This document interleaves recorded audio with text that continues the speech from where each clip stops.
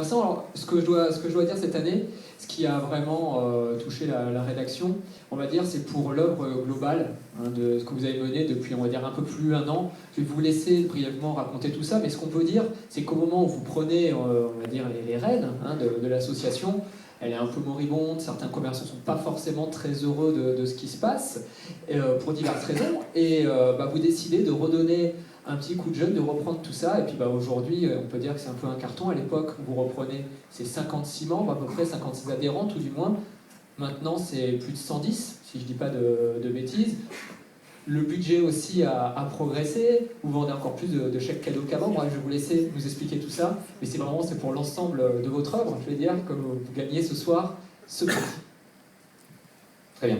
Merci beaucoup de nous avoir choisis. En tout cas, ça me fait vraiment plaisir, surtout de passer après les commerçants qu'on vient de voir. Et comme Jean-Pierre, c'est un souffle nouveau qui est vraiment important pour nos centres-villes.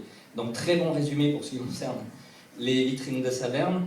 Oui, on est maintenant 120 même, 120 adhérents, donc on est passé de 56 adhérents à 120 adhérents. C'est effectivement une réussite, on a multiplié par 4 le nombre de chèques cadeaux vendus, et tout ça, ça a été possible parce qu'on a décidé qu'on allait tous travailler ensemble. Et tous travailler ensemble, ça veut dire d'abord tous les commerçants, donc 120, ça veut dire à peu près 90% des commerçants de la ville. On ne pourra pas être 150 parce que c'est pas possible, mais ça veut dire travailler avec la mairie. Jean-Claude Buffat nous a accompagnés, c'est l'adjoint au commerce de la ville ce soir. On travaille vraiment avec la ville, c'est pas simplement des mots. On travaille avec la CCI, on travaille avec la communauté de communes, on travaille avec la mission locale, on travaille avec les organismes de formation, on travaille avec les lycées. Donc c'est vraiment un travail en commun, et c'est ce travail en commun qui nous permet d'avoir des résultats comme par exemple multiplier par 4 les chèques cadeaux. Voilà. On travaille aussi avec les vitrines de France dont on est adhérent, et ça fait partie des éléments de notre réussite. Donc globalement, grâce à ce travail en commun, on arrive à des résultats, et toute ville peut arriver à ces résultats sous condition de travailler réellement ensemble. Et c'est ce qu'on a fait. Sur l'année, c'est quoi? C'est une quinzaine d'événements que vous avez mis sur pied. Je pense par exemple aux soldes d'hiver. Vous proposez par exemple à vos clients de réserver les soldes avant, parce qu'il y a la problématique de certaines communes adjacentes qui peuvent commencer les soldes un peu plus tôt. Et donc ça, pour éviter la déperdition, il y a ça par exemple. Oui, on est dans une zone frontalière, et donc à 15 km de chez nous, effectivement, nos voisins sont en capacité de commencer les soldes d'hiver une semaine plus tôt. Pour contrecarrer ça, on a décidé de mettre en place une opération qui s'appelle « Réservez vos soldes ».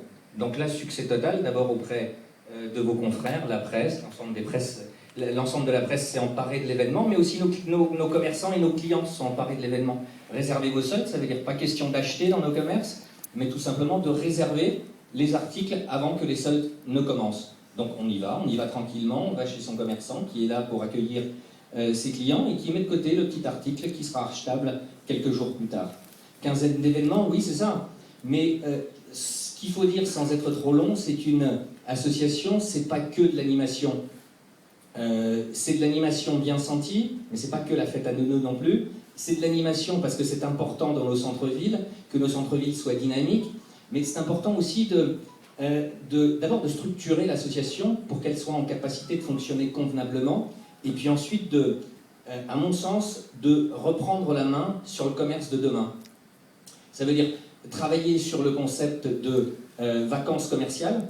Qu'est-ce qu'on peut faire à ce sujet-là? La FNCVI travaille, on essaye de travailler avec la FNC sur ces sujets-là. On a des idées précises sur le sujet avec la ville, avec la communauté de communes. On essaye aussi de travailler sur d'autres sujets structurants. Globalement, on essaye de prendre la main sur le commerce de demain. Est-ce qu'une cellule vide, une cellule vacante, demain sera remplacée par quelque chose? Est-ce qu'on se dit, on attend simplement que cette cellule vide soit remplacée par quelque chose? On serre les fesses, on se dit, ça le sera peut-être ou ça ne sera peut-être pas. Et quand cette cellule vide est reprise par un commerçant, on se dit, ce commerçant, on espère qu'il va réussir, ou pas, donc on serre les fesses. Et puis on peut se dire aussi que ce commerçant, peut-être qu'il est utile dans le paysage commercial de la ville, ou peut-être pas. Nous, on n'a pas envie de serrer les fesses, on a envie d'aller de l'avant et de se dire, on veut reprendre la main sur le commerce de demain, sur la ville. On a envie de choisir et de mettre en place et de construire le paysage commercial de la ville. Voilà pourquoi l'association existe. Bah, merci. Bravo. Merci à vous. Super. Bravo à vous pour je vais laisser passer le protocole. Mais avec cette photo. Mais si c'est possible, avec Jean-Claude Buffat, avec Oui, Fabrice bien sûr, bien Weiperter, sûr. et puis Alexandrine, je vous invite à monter pour la photo parce qu'ils sont indispensables là-dessus. Faisons vite.